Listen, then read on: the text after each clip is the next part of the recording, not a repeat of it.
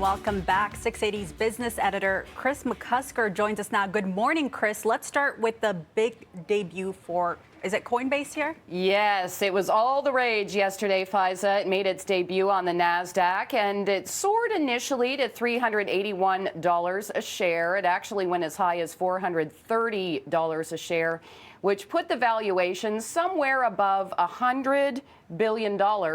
And then it sort of came back to reality a little bit, and it closed below the opening level. Now, this morning, we are learning that Cathie Wood's ARK Investment Management, an influential firm, did buy shares in this company. We're talking about a combined 749,000 shares. So the stock is higher in pre-market trade on day two.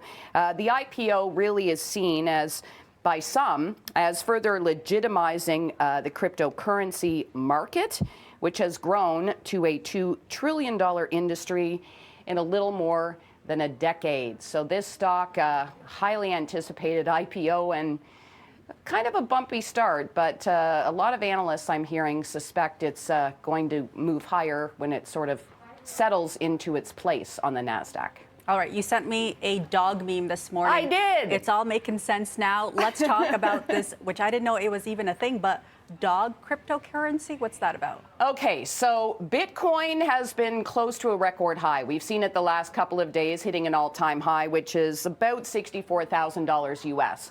So this dog-inspired cryptocurrency called Dogecoin is sort of riding Bitcoin's coattails, let's say. So you see here, this is the logo for Dogecoin. It is the face of a Shiba Inu dog. And Dogecoin surpassed 10 cents for the first time this week, going as high as 14 cents. This is a little more in my budget. The virtual currency originally started as an internet parody more than 7 years ago with this dog meme. It's seen big strides, though, and its market cap is now over $17 billion. It's up by more than 2,000% since the start of the year. And every now and then it gets a lift from Tesla CEO Elon Musk. He's apparently a bit of a fan. So he sends tweets, and then people decide to buy it. And it's also much talked about on Reddit, which, of course, is where GameStop started to really gain some popularity earlier this year. So what a time to be alive, Faiza. Those dog memes will certainly rope you in. Oh. Me, every time. And 14 cents. I mean, where can you go wrong?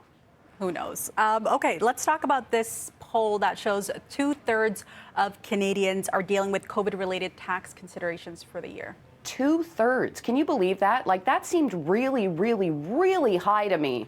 But the people at IG Wealth Management who did this survey, which was conducted by Polera, tell me it's actually about right. And the understanding we have is the government has said it's paid out about $81 billion. So 2/3 being affected on their tax returns by these government programs, I guess it makes sense. A little over 1,500 Canadians responded to this IG Wealth Management study done by Polera.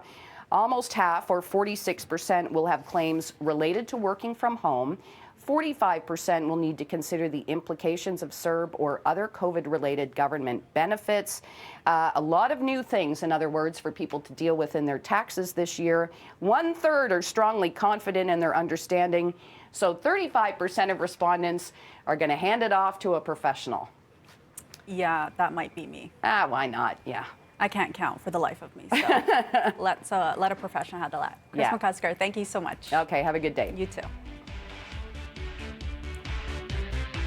And coming up after the break, experts say there's a lack of resources available for violent men who want to change. But we're beginning to see a shift across Canada. Details just ahead.